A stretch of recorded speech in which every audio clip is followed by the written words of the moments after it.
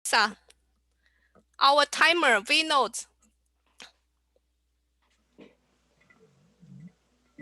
want the spotlight of you. Melissa will do that.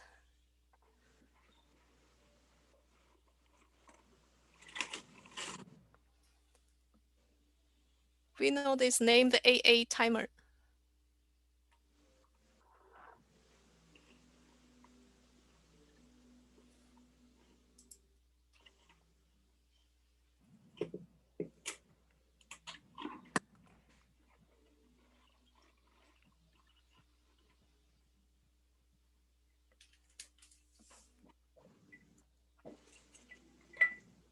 Yay!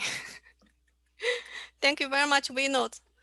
During this workshop, Vinod will keep reminding me that you need to take care of your stomach in 1 hour. Our chat moderator, Solosa Della Porta. Yeah. During this workshop, please keep posting your question in the chat window. We will address all of them at the Q&A session. Solosa will bring up your questions. Thank you, Solosa. Thank you very much. Now, the agenda of this workshop is we will have a 5 minutes keynote followed by 20 minutes panel discussion. Then I will open the stage for Q&A. Let's dive in.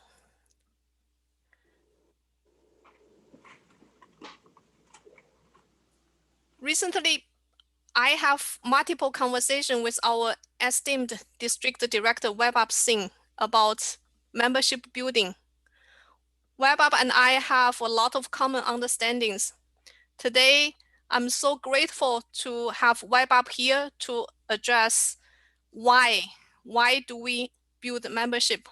WebApp, take it your way.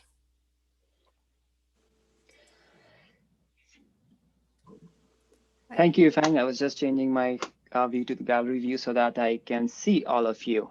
So first of all, welcome. And second, congratulations. I am delighted to see all of you here attending this workshop.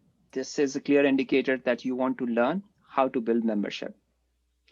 Now, perhaps the reason of why build membership is already clear to you, and you have a why that you are carrying in your hearts somewhere. There are a few key ideas that I have gathered over the years with Toastmasters that I want to share, and hopefully going along it adds or it resonates with you, or perhaps adds something to your spirits as you take up this phenomenal challenge that is ahead of us. So first, I want each one of you to know or to remember along the way that Toastmasters is about you, and it more importantly, it begins with you. And that has a very key role to play. This means that no matter how hard it might seem at some point or the other, maybe some of your experiments are working, maybe some of your initiatives are working, and maybe they are not working.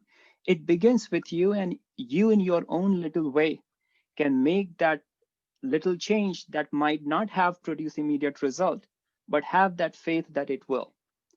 The second idea that I wanted to share with you is knowing where you're going is supremely important. So it is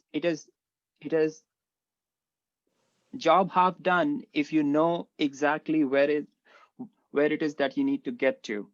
And I have read it somewhere. I'm not able to quote the reference, but when a man or a woman knows where he needs to go, the whole world sets aside and makes a space for this person.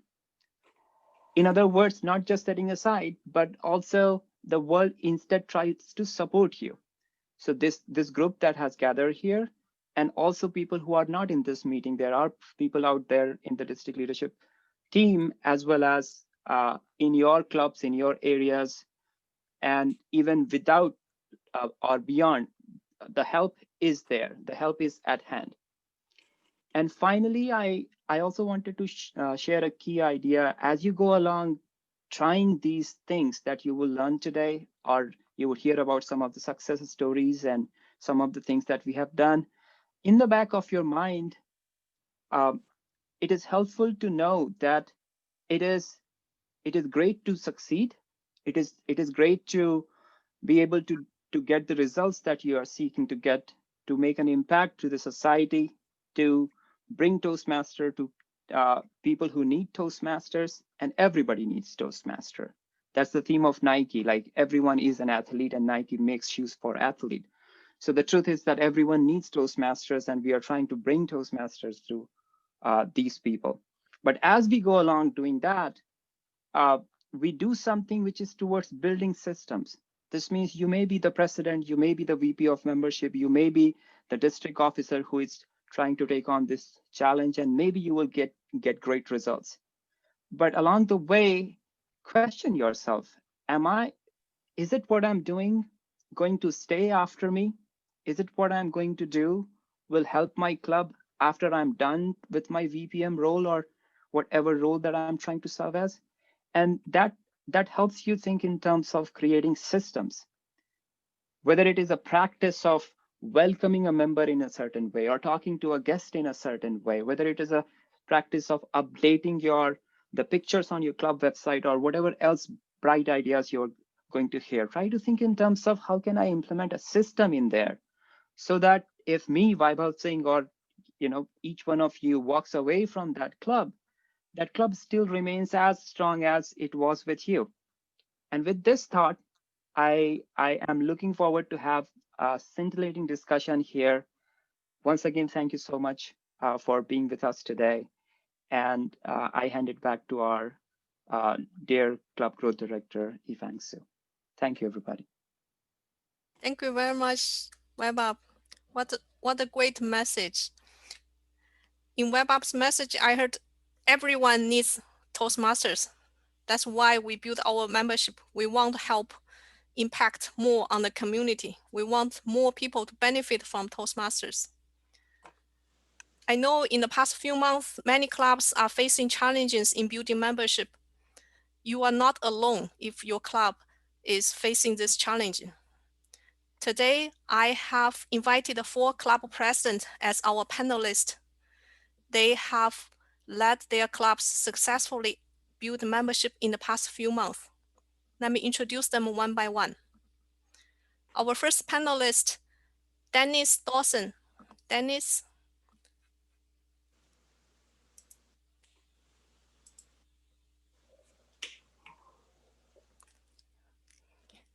Dennis, could you say something?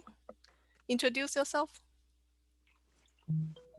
Yes, I'm Dennis Dawson. I've been a district governor. I'm currently an area director. I have a DTM or two.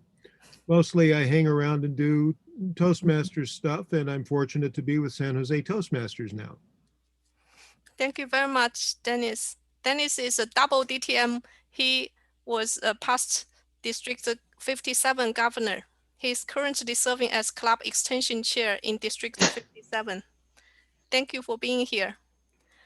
And Dennis can be a great Santa Claus as well. It's worth mentioning. I agree. Thank you, WebUp. Our second panelist is Monique Hodgkinson. Monique. Thank you. Hi, everybody. I'm Monique Hodgkinson. I'm with the Intuitively Speaking Toastmasters, and I've been a Toastmaster since 2019. I became club president last September at a time when our club was almost suspended. And so I'm excited to be able to share some of the things that we've done to almost double our membership since that time. Wow, I'm excited, Monique. Oh, great. I see you in the spotlight. Thank you, Melissa. Thank you very much for being here, Monique. Now let me introduce Eli Sori. Hey, everybody. My name is Eli Sori.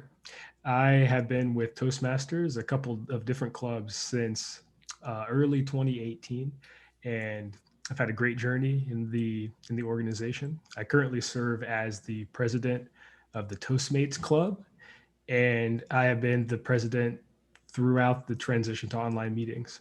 So through that, I've had the opportunity to struggle and learn about keeping good meeting quality and growing membership through those times, and happy to be here and excited to share. Thank you. Thank you, Eli. I'm waiting for your spotlight. I am working on that. Yeah. Outside Toastmasters, Eli is an avid drummer and scuba diver.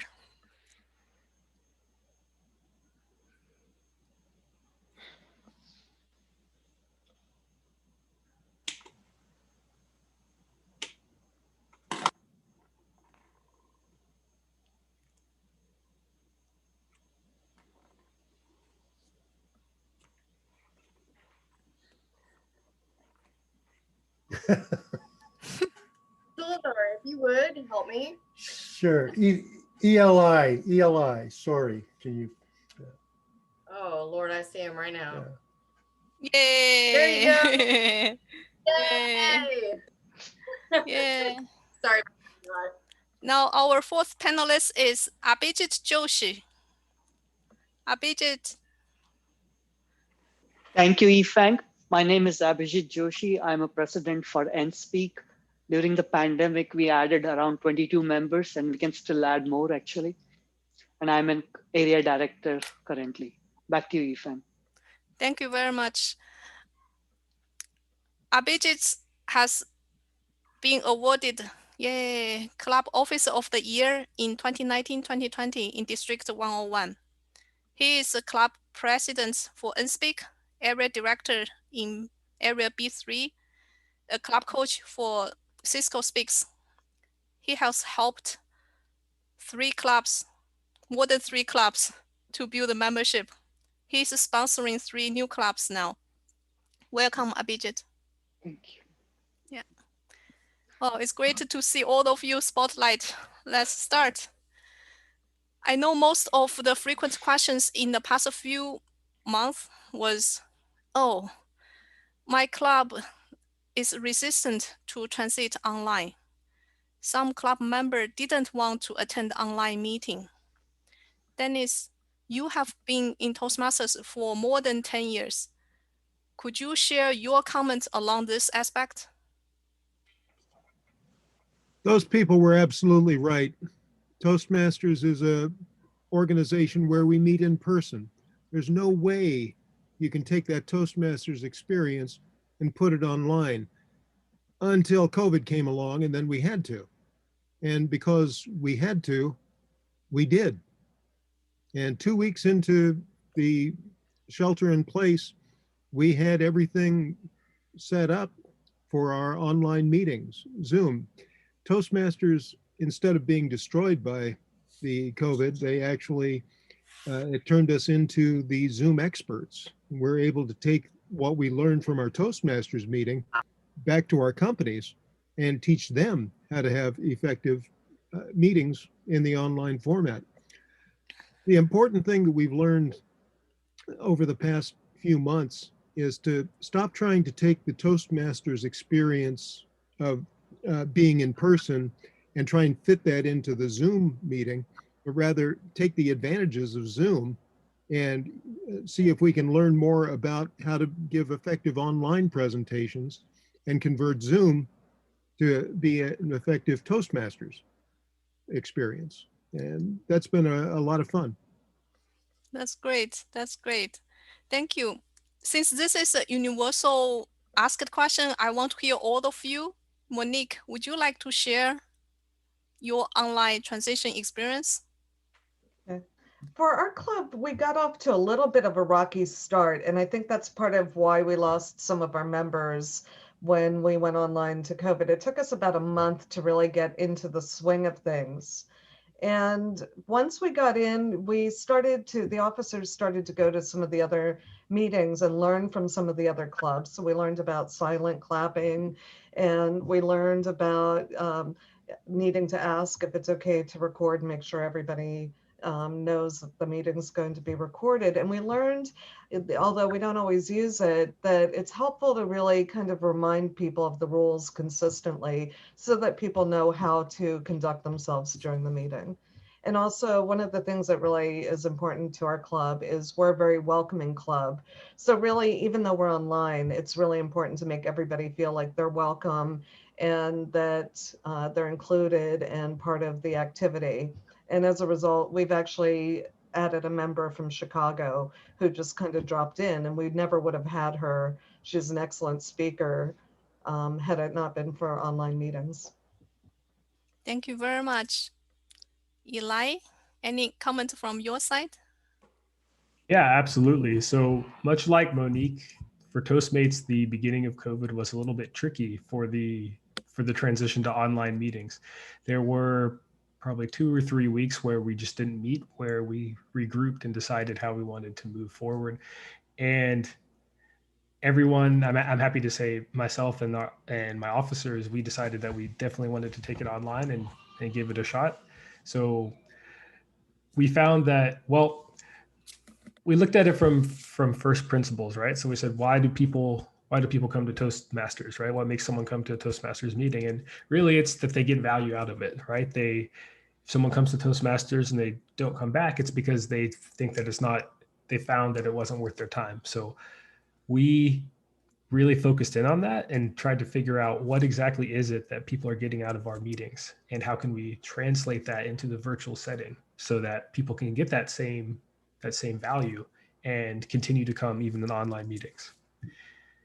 What that ended up looking like, similar to what Monique said, is that we needed to get really concrete on how to onboard new people and how to actually develop them so that they can go from being a guest to a regular member to taking on functionary roles to even running a meeting as Toastmasters. And the way we tackled that as an officer team was really trying to write down just standard processes. Here's how you run the meeting as a grammarian, as a Toastmaster, as a table topics master, specifically within our club. And then making sure that that's available to people and that they have helplines, that they have someone that they can get a hold of easily and if they need any help. And we found that was really big in making it so that people got value and they got the personal development that they were looking for out of the meeting, and then that they kept coming back. So that worked really well for us. And now that it's going, actually, the club administration is much easier, actually, because we've put these systems in place. So that was our experience. Nice, nice. I hear you mentioned something Webab mentioned in his speech, like we want to build a system to sustain the club. Yeah, we'll come to that after I hear about Abhijit's comment on the online transition. Initially, we started with WebEx, and in a couple of weeks, we realized, oh my goodness, WebEx is not a good platform. One of my friends, fellow Toastmaster Dan, had a Zoom account, and we started using his Zoom account. We found the difference immediately. Then we realized, oh, online meetings need more energy. We started with our Toastmaster. We asked him to start with a joke so that it can get that energy going for the club. And the third thing, having high quality meetings, good speeches, good evaluations, and table topics. That was the moment when we created that energy, that buzz. Then whenever a guest came, they were like surprised and really hooked on to us. And that's why we added a lot of members and the transition was smoother. Back to you, Ifan. Thank you very much, everyone. I hear we first acknowledge that we like in-person meeting format. When we don't have a choice, we adapt ourselves to online format. When we adapt ourselves to online formats, we have a new discovery. We find ourselves are able to pick up new skills and apply the new skills to other workplace. And we developed a new system process to concrete the meeting qualities, to concrete the steps to engage with members. That's great. And then in all of your comments, I hear you mentioned you work with your club officers, you work with your team. I want to, Monique, you to comment more on the teamwork here. How do you work with your team to build a membership? Okay, so what we really needed to do was determine what processes we had in place. What did we do when we met in person that we weren't doing with online meetings? And so a couple of things that were really important to get our club back on track was, one, to have regular club officer meetings. So I would say right now we meet probably 3 out of 4 weeks for a half hour, just briefly to check in after our club meeting. And so that has been really helpful to build momentum and get things going again. Our VPM, she is very integral to actually this whole process, because what she does very religiously is make sure to send out a link to a guest book so that she can get email addresses and contact information for guests who come to our club. And then she wrote a really nice letter and sends that out immediately, welcoming people to the club, welcoming them to come back, asking them if they want to be members. And so I think a really big important thing about getting new members is that follow-up, that being quick about it, and also just really making sure that you are actually using your whole team, because there are other times that other members of the team, like between the treasurer and the VPM, there's a handoff so that we know, when somebody is actually paid and when we should, as officers, welcome them as well. So it really takes the whole team, but having these processes and talking about it, talking about what works, what doesn't work, how to refine the processes, all really helps. So you are saying meet your team regularly, reflect what works well, what needs improve, keep improving the system. Yep, exactly. That's great. Any comments from the rest of the panelists along teamwork? Yeah, I would say teamwork is absolutely critical to any endeavor involving multiple people, right? And especially something like this transition. It was great with my team of officers, how, especially when we were just getting started with the online meetings, frequently someone would have a member would have to back out of a critical role, or we wouldn't be able to fill a role. And just really having the flexibility on the officer team that we could step in and come up with a solution, or someone could step in at the last minute and fill that, to make sure that no matter what happened, we still had a meeting that happened and that more or less resembled a proper Toastmasters meeting. I was very grateful to have that, and I think that definitely made the whole success possible. That's great. That's great. I hear no matter what, let's have the meeting, right? Let's have the meeting. We will have something. We will learn something in the meeting. We will find something new to improve in the next meeting. Let's have the meeting. Don't cancel it. And also in Abhijit's comment earlier, Abhijit said you first tried WebEx and it didn't work well. And then you moved to Zoom, and then it takes several meetings for us to find out a good platform that works for us. It takes the team, the members to collaborate. In WebApp's speech, WebApp mentioned everybody needs Toastmasters. I'm sure every club officers, every club members know the value of Toastmasters. We want to engage our club officers. We want to engage our club members to demonstrate Toastmasters values to guests, to non-Toastmaster members. This is the way for us to build Toastmaster membership. This is a way for us to make impact to the community. This is a way for us to influence non-Toastmasters to get benefit from Toastmasters. Several of you mentioned that the core of Toastmaster is to have high quality meeting. I would like to hear more comment on this side. Abhijit? We started having workshops. We have some veteran Toastmasters like Dennis Dawson or Declan Shalvey or Henry Miller. We asked them to come to our club and share their wisdom. They would talk about storytelling, then sometimes table topics, how to do evaluations. All these feedback, learning from these veteran Toastmasters help the club to take it up a notch. So that is one of the ways we can improve quality of our club. Back to you, Nice. Ifan. Thank you. Yeah. Any comments, Monique? Go I've ahead. got one. So one of the things that we do, we were having a hard time as we're trying to build momentum getting speakers. And so I started using speakers on stage and posting there and bringing in guest speakers. And then for the first meeting of this year, we did something a little bit different. That was just a fun activity to really kick off the year. We did a PowerPoint karaoke and everybody really enjoyed it. So just mixing it up. Sometimes we do some trainings in one of the speaker slots. So we're really trying to mentor the club and mentor the new members that we've added to make sure that they get off on the right foot. Last year, we had some new members that joined us. They came to one meeting and we never saw them again. And so this year, the goal is with these new members that are active and engaged, keep them engaged and keep doing the things and assigning the mentors so that they know what to do next.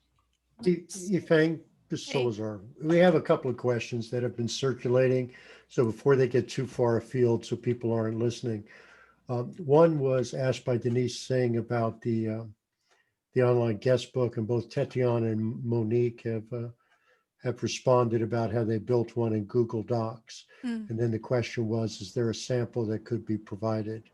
So I don't know if Monique or Tatiana want to make their information available for anybody who would like to find out how to create a virtual guest book in Google Docs. I can send one out. And Tatiana just did. And then Monique, Sienna Closen asked, what is a PowerPoint karaoke that you mentioned? So since you mentioned that, perhaps you could respond. PowerPoint karaoke is almost like an extended table topics with PowerPoint slides. And what we did, I learned this from 831 Storytellers. They did one in December. But you have a board with all the different topics, and you pick a topic, and there are anywhere from 5 to 6 slides in the deck. And the person who picks that deck now gives a 4 to 5 minute speech based on the images that are in that PowerPoint. So it's totally impromptu. It can be really funny and humorous. It's a chance to practice storytelling. And it's really like table topics, a chance to speak while being on your toes. And I can share the deck that we used if anyone would like to see that. Yeah. Dennis wants to add something here. I was going to say at San Jose Toastmasters, we do something called lightning slides. We found that the energy was kind of low at the start of the meeting. So we have, it's 10 slides, each is shown for 30 seconds. And we have your name at the bottom of the previous slide. So you know that you're going to be the one that comes up next. So it says Abhijit at the bottom. The slide comes up, a surprise picture, and you have to just talk for 30 seconds. And it keeps everybody on their toes and gets the blood pumping. So anything like this that can energize the meeting beyond the basic table topics and speeches can be really beneficial. Thank you. Eli? Dennis, yeah, we've also used the lightning decks. In fact, we did that just at this week's meeting, had a great time with that. So those are always really fun. In a slightly different, perhaps more boring, but very important direction, I would say, is our club found that we had a lot of difficulty with the timer role actually in the virtual meeting transition, right? Like, how do you do timer over a video call? You can do slides. We had people hold up a piece of paper. We had people post emojis in the chat.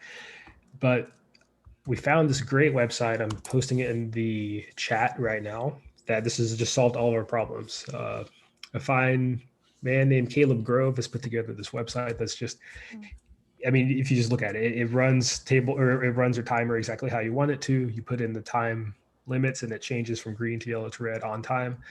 And this really has simplified things for us. So we just have our timer just present their screen and then folks can pin it. And when we found this, it was a real lifesaver because it just really, we had about 4 different ways to do it, and depending on how someone wanted to work it, and we found this and it's been great. So I wanted to share that with everyone. Oh, cool. Thank you.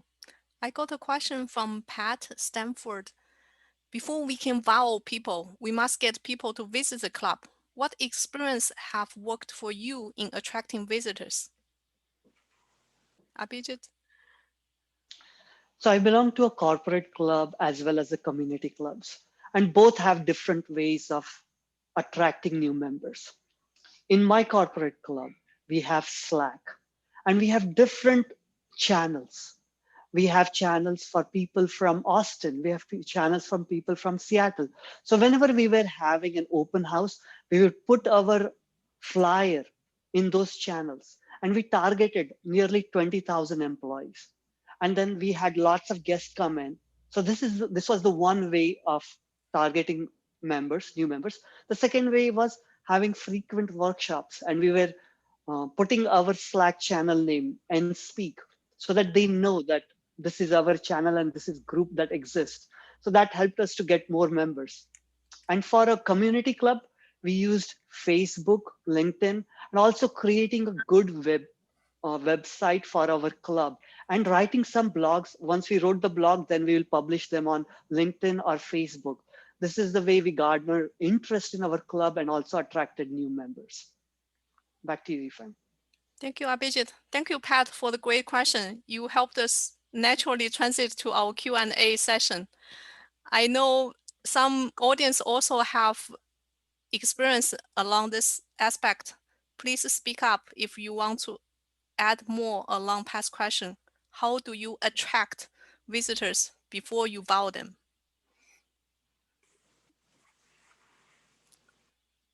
I'll just mention something that's not fair about San Jose Toastmasters. When people in San Jose go looking for a Toastmasters club, the first thing they find is San Jose Toastmasters, and they come visit our club. And since we have a great meeting every week, people tend to join. If you have the name of your city in your club name, or if you advertise it as Supermasters of Cupertino, something along that line, you're more likely to have people sign up. And it is key to have an excellent meeting every week. Some people think, well, we're going to have an open house. We have to get a great speaker and have a great meeting that day. And they do. And then the next week, they go back to their old habits. So no, you have to get into the habit of having a great meeting every week. Then anytime somebody visits, they're going to want to stay. So that's the key in Toastmasters, continuous improvement. We will have a good open house. We will continue improve upon it. We will have a better quality meeting after open house. Thank you, Dennis.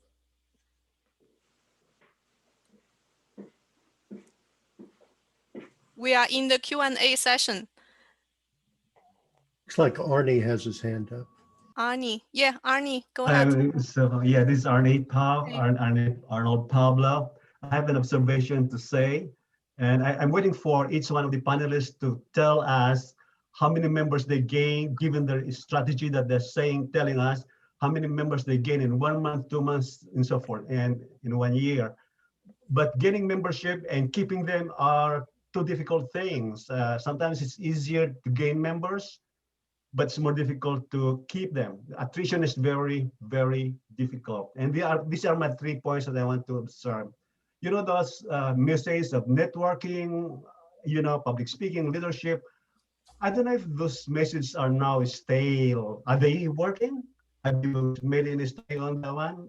Or it needs to be refashioned or, you know, recreated to be more appealing? And number 2, the pressure. You know, you can do a club, and once you got home, we're sending you an application form, and these are the fee. Pressure is just a turn off. And number 3, is pathways a turn off or turn on? Thank you. Any one of you can answer those. Thank you. I saw Abhijit raise your hand. I saw Eli raise your hand. So Eli, why don't you go first, then we'll go to Abhijit. Sure. Yeah, Arnie, thanks for the great questions. So in terms of retaining members, I agree 100%. We view it as a funnel, right? So people come in as a guest at the top of the funnel, and then some of those people convert to members, some of those people convert to highly active members, and so on. So our goal with the retention is really as many as many people to the second step to where they're contributing as possible. So typically that can happen in one of three ways that we've seen, with depending on the person and how much they want to get involved. One way is they give their icebreaker speech. Another way is they take on a functionary role. And the third one is, well, I guess I was going to say that they run a meeting as Toastmaster. That's also kind of like being a functionary at a little bit higher level. And we found that it's key just to reach out to guests, and we let people be guests as long as they want. So we don't hit them with the high pressure membership form. We ask them if they have any questions about becoming a member, let us know. And we don't let them do prepared speeches until they become a member, but they can come as many times as they want. But we find that if we're able to get to one of those 2 or 3 points, depending on how you count it and their interest, that's a really good hook point, because at that point they're getting the value, right? They're contributing to the club. They feel part of the community. They're giving back. They're developing their skills. And from there, we see attrition rates go way down. Usually it's when, like folks have mentioned, right? Someone comes in and then we never see them again. And I mean, that will happen. You're never going to get that percentage, that conversion rate to 100%, but it's all about just being, well, our strategy is be open, be kind, be there to answer questions. Really quickly, I think Pathways is a turn on, but people need prodding in that direction. They don't do it themselves. Once they get on it, they find it useful because it gives a lot of guidelines or a lot of guidance. And I think that the lesson of, well, I'm out of time. I'll stop talking. Excellent, Eli. I like your comment on not 100% guests will convert to members. We do our best to demonstrate our value, to be open, to be connected. That's great. Abhijit, yeah, your turn, Abhijit. Thank you, Ifang. One of the things which we do in our club is mentoring. We really help them out in each and everything. We will share how to write about, we'll share information about icebreaker. We'll review their script. We'll even ask them to share a video with us before they go on actual speech. So we give them feedback. That really helps them. Once we create a support system for them, that helps out. Second thing, whenever they are taking minor roles, we have all the roles written. I have a mentoring document. I'll share it with them. And they will repeat each role twice, so they gain confidence. And slowly we advance them. That really helps. And the one thing which I said before, connection really helps to maintain the membership. If you have a strong connection between members, it goes a long way. Ifan. Yeah, thank you very much, Abhijit. I saw Dennis, you wanted to add something. Yeah, go ahead. I wanted Dennis. to say something about Pathways here. I'm going to be cranky for a moment here. Toastmasters is an educational organization. We're not a social club like the Moose Lodge, and we are not a service club like Rotary. We are an educational club, and the educational program that we offer is called Pathways. It takes us through the same lessons that the old legacy program used to, except now it's enhanced with video options. There's a greater variety. In Pathways, you can feel your progress through the lessons much quicker than you did in the old legacy manuals. So I have gone through the legacy manuals twice. I've got 2 DTMs. I'm about to finish my second pathway. I will tell you that Pathways has fixed a lot of problems that existed with the old manuals. For one thing, I just mentioned you didn't feel your progress the way you can in Pathways. That was a big turnoff. Most people quit before they ever got their CC award, the very first level. Fewer than 10% of Toastmasters ever got a competent communicator award. So that's one of the things that it fixes. The other thing that it helps with is that in order to receive credit for an educational award, you have to purchase your pathway. Now, in the old manual system, they couldn't tell where the manuals were, so people were making photocopies and submitting their educational awards. Toastmasters was losing millions of dollars a year from copyright infringement, and they had no way to control it. So these are the reasons that we have Pathways today.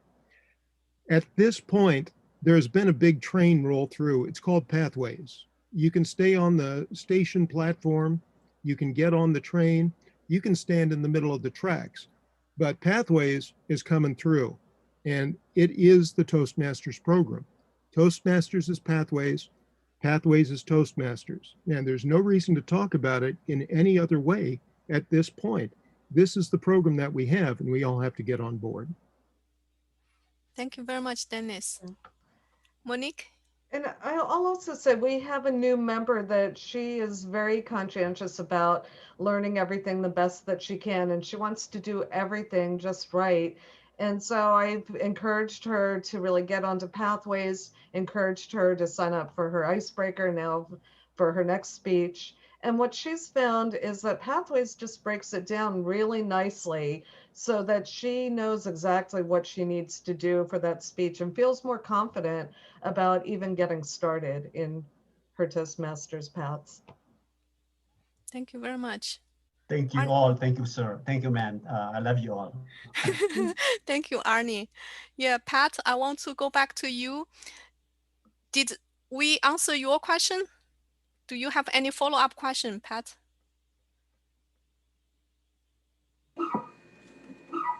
I don't really have any questions, but I do have comments. I think in our club, a lot of the things that you're suggesting to wow people come in, work.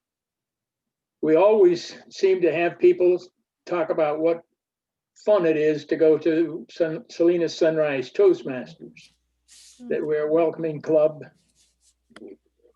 We try to always follow an agenda that's timely. If we have an hour meeting, it's going to be an hour meeting. They can just pretty well bet on that.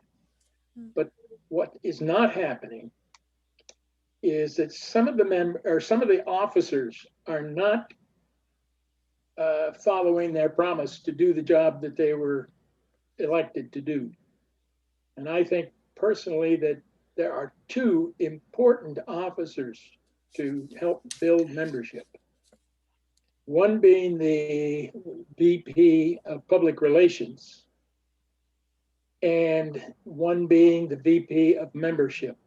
And basically, those two are related in that the VP of Public Relations needs to be constantly, every week, making some sort of posting to,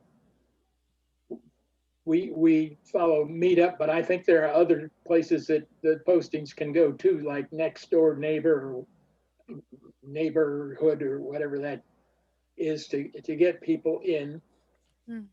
And then there's a handoff to the membership VP. And the membership VP is quite important in providing information and sending out that welcome letter, et cetera. And when you find that they're not doing it, it's hurting the club. So that's what I have to say right now. Thank you, Pat. Now, I want to ask our panel a question. If my if my VPPR and VPM do not do their job, what will you do? Abhijit. Okay, then Dennis. In Cisco Speaks, we had the similar issue. VPM was there, but he was not able to connect with the guests.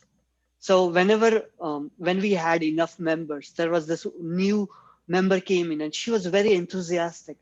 And we asked her whether you would like to become a VPM. And she said yes. And then we started having her as a VPM. She started in January and immediately she connected with 2 people and was able to recruit them. So if they are not working, change it. Look for different officers. Ask them if you can help them out, if there's something which can be resolved, but if not, the good thing is to change them, have a different person in line to take care of that. Thank you. Yeah, Dennis? Yes, I was going to say something very similar about job counseling, where if someone's not happy in their role, find out what it is that is preventing them from doing the role, either remove the barriers or replace them. But the other piece to keep in mind is who is really responsible for bringing new members into the club? And the answer is everybody. And so if the Everyone. absolutely everyone. Mm. And the VPPR is responsible for bringing them to the door. The vice president of membership is responsible for signing them up, and the vice president of education is responsible for keeping them. Mm. But all of these roles need to work in concert, and everybody in the club can take a role and step up if one of the officers isn't doing everything that they could. Mm. One other thing that I'd like to add to that is, as the president, I feel like it's my role, if I have another officer that's not doing their job, to have that conversation. It may be that they're not exactly clear on what they should be doing, or if they should be doing something, we get busy, and they might just need some prodding and even some deadlines. Can you get this done by this time? So as club president, there's a little bit of management you have to do for your officers as well.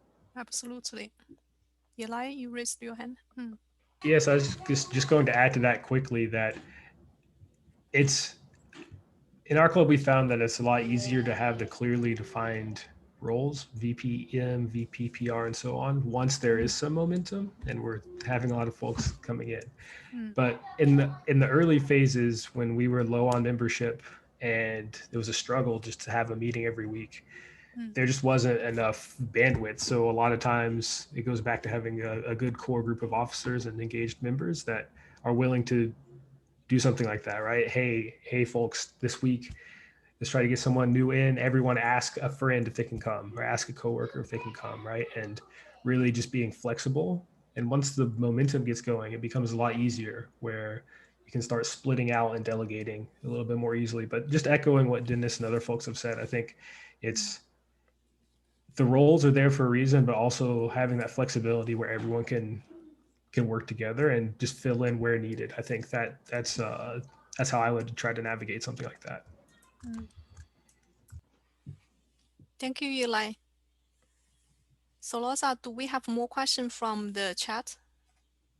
No, not at this time. So we have. I'm sorry. I have a question. Go ahead. Hi, I'm VPM from Cupertino Toastmasters or Morning Masters. And my question is, I'm exposed to a group of students in San Jose State. I teach leadership there. And I would like to communicate that Toastmasters is going to help you guys build a career. But what I'm finding is that older generations see value in Toastmasters, and it's harder for me to explain the value of Toastmasters to younger generations. Because I understand it's commitment. It's a weekly commitment. You have to prepare. You have to put the work in, and maybe it's also the financial question. Maybe students are limited in terms of finances, and we're as much more mature adults. Maybe we have a little bit more bandwidth there. So, do you guys have any suggestion on how I can help attract that population to our office or club? Great question, Dennis. Yeah, that's why they make Speechcraft, and that's why they have the youth leadership program. Speechcraft is where you go out for 8 weeks. You have your club sponsor the educational materials, and you essentially take non-Toastmasters through the Toastmasters program to give them a flavor for it. So that would be a lower pressure, if you will, way of introducing it to them. And once they see how the program works, very often people are happy to sign up. So depending on their age, you can go with the Speechcraft, which is aimed toward adults, or youth leadership, which is aimed toward teenagers. Can I add something to Dennis' comment, Sure. Tifang? Sure.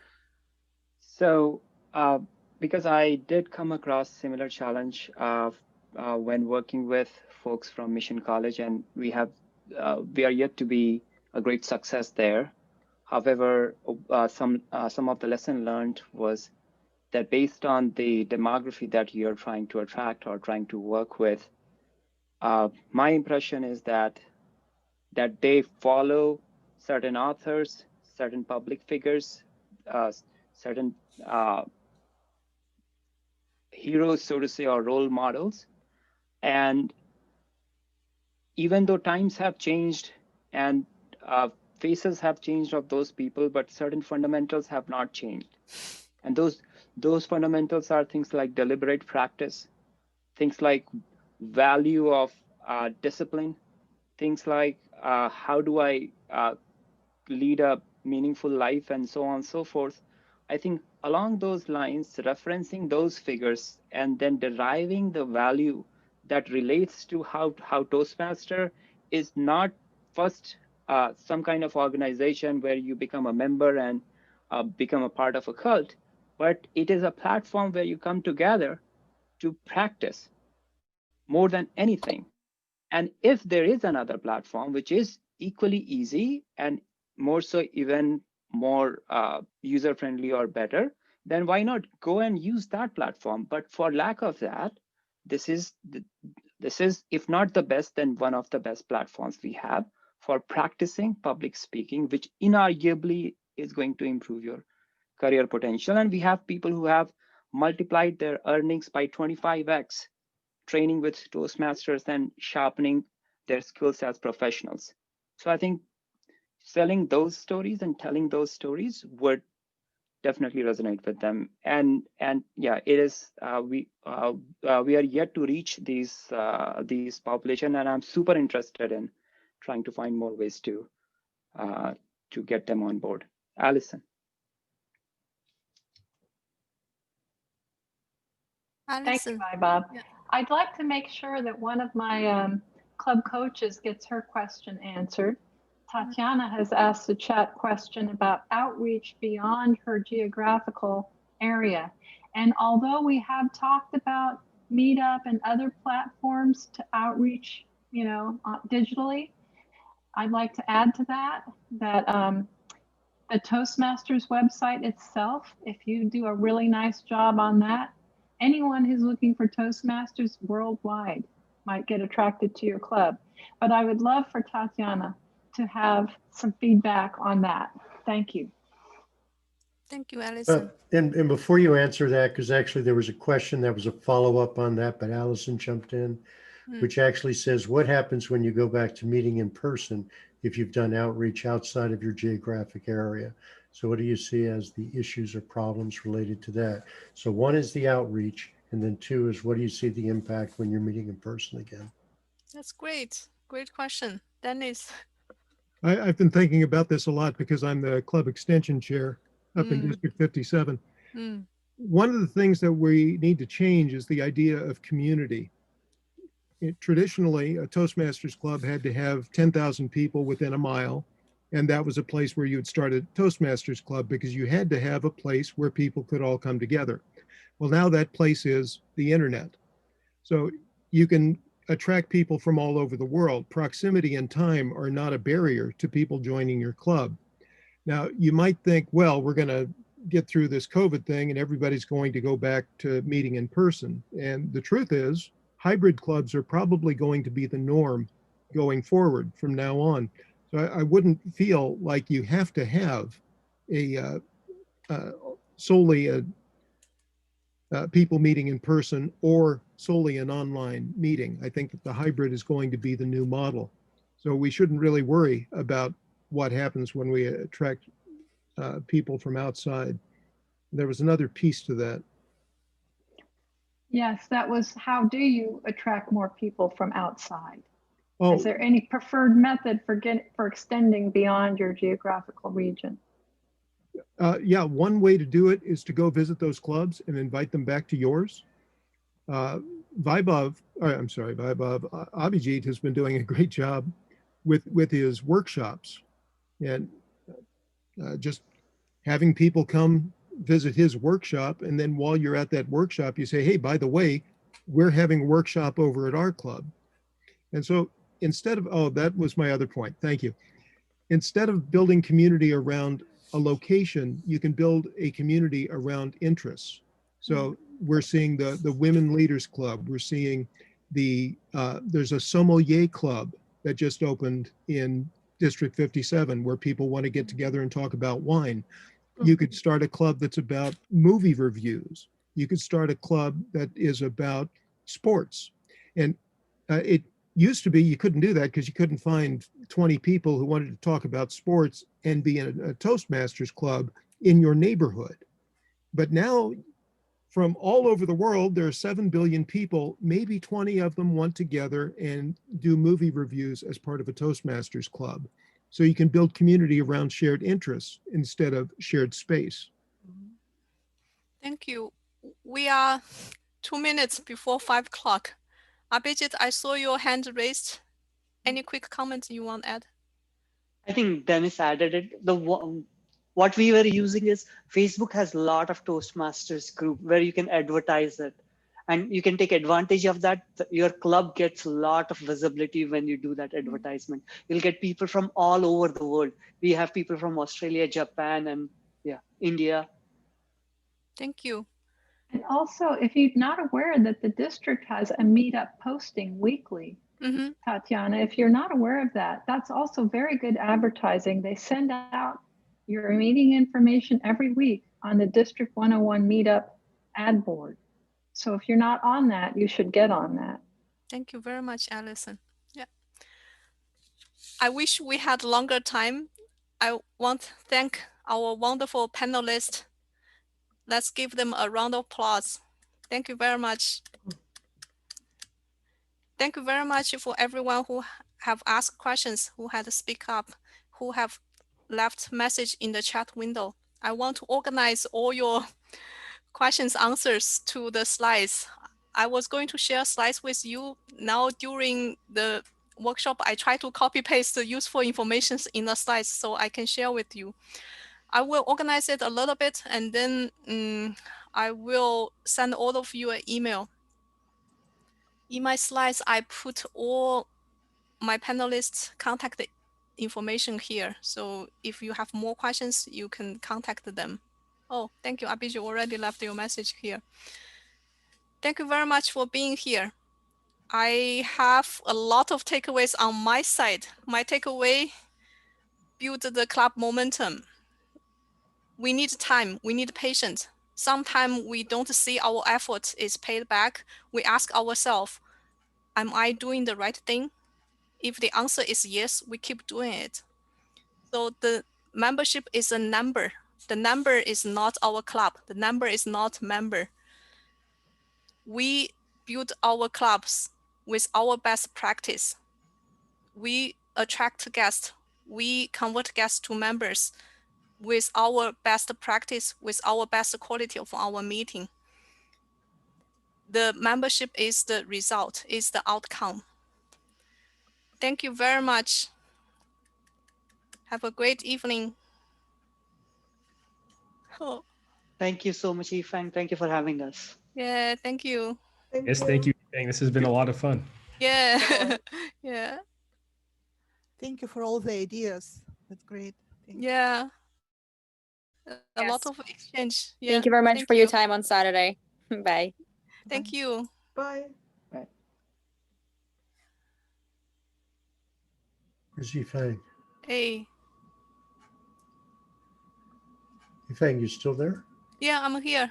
Okay, you want to take the links and the information out of the chat and send them out to the people who registered? Yes. Yeah. Okay. Yeah, it sent you a thing earlier in case you wanted to say that. I also want to save the chat. Let me save the chat. A lot of information here. I keep adding in my PowerPoint, but I think I didn't add all of them. That's why I didn't post it, because you said that when you made that statement, I stopped posting. Yeah. Yeah, I've got the chat saved. So if you don't get it, I'll send it to you. Yeah. So, you save the chat? Yeah, but you could save it too. You could save it too. If you didn't save it, I'll send it to you though.